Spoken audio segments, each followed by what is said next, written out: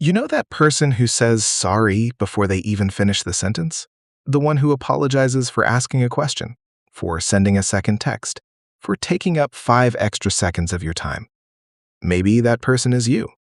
And here's something you probably don't realize. You're not overly polite. You're not weak. And you're definitely not too sensitive. You learned that apologizing keeps you safe. Let's break down what's really happening in that brain of yours. Number 1. You confuse presence with inconvenience. Most people walk into a room assuming they belong there. You walk in scanning for disruption. Did I interrupt? Am I too loud? Was that unnecessary? Should I not have said that? Psychologists call this hyper-responsibility bias, a cognitive pattern where you overestimate your impact on other people's comfort. But here's the deeper layer.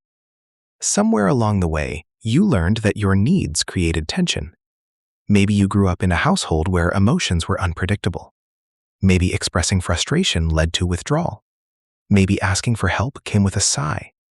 So your nervous system adapted. It decided, if I minimize myself, I'll minimize conflict.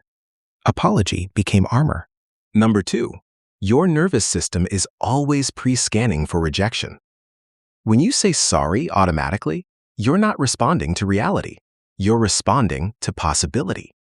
Your brain runs a micro-calculation. Could this annoy them? Could this upset them? Could this push them away? That calculation happens in milliseconds. Research on rejection sensitivity shows that people who apologize excessively often have heightened amygdala activation, meaning your brain flags social risk faster than average. You're not dramatic, you're vigilant. Your system learned early that connection could disappear without warning, so now you prevent abandonment before it happens, even when it wasn't going to happen. Number 3, you were the peacekeeper. In many families, one child becomes the emotional regulator, the mediator, the calm one, the mature for their age one. If that was you, apologizing wasn't about guilt, it was about stabilizing the room. You learned that if someone was upset, it must somehow be your responsibility to soften it, even if you didn't cause it.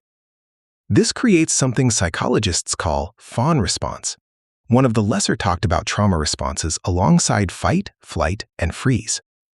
Fawning says, let me smooth this over so I stay safe.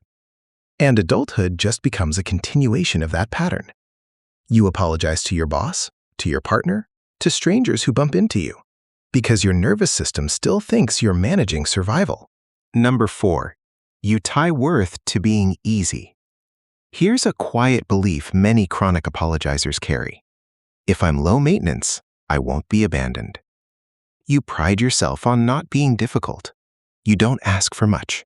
You don't complain much. You don't push back much. And when you do, immediate apology. Because deep down, there's a fear. What if having needs makes me too much? So you say sorry for crying, sorry for being sick, sorry for feeling overwhelmed. But here's the truth. Healthy relationships don't require self-erasure. And people who value you don't need you to shrink to stay. Number 5. There's a difference between empathy and self-blame. You likely score high in empathy. You notice tone shifts, facial expressions, energy changes in a room. But instead of just observing them, you internalize them. Someone is quiet, you assume you caused it. Someone seems stressed, you apologize for existing near them. This is called personalization bias, the tendency to assume responsibility for things outside your control. Your brain wants order, and blaming yourself gives you the illusion of control. Because if it's your fault, you can fix it. But not everything is yours to fix. The shadow side. Now, here's something important. Sometimes chronic apologizing isn't just politeness or empathy. Sometimes it's low self-worth. If you genuinely believe you're inconvenient, that you're interrupting life by participating in it, then apology becomes your default identity.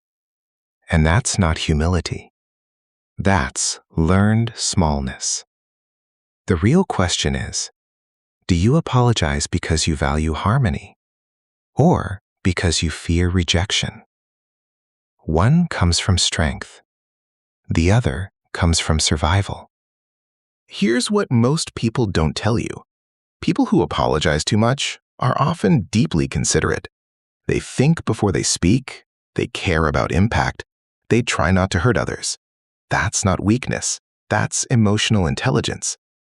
But emotional intelligence without boundaries turns into self-neglect, and your sorry slowly replaces your voice.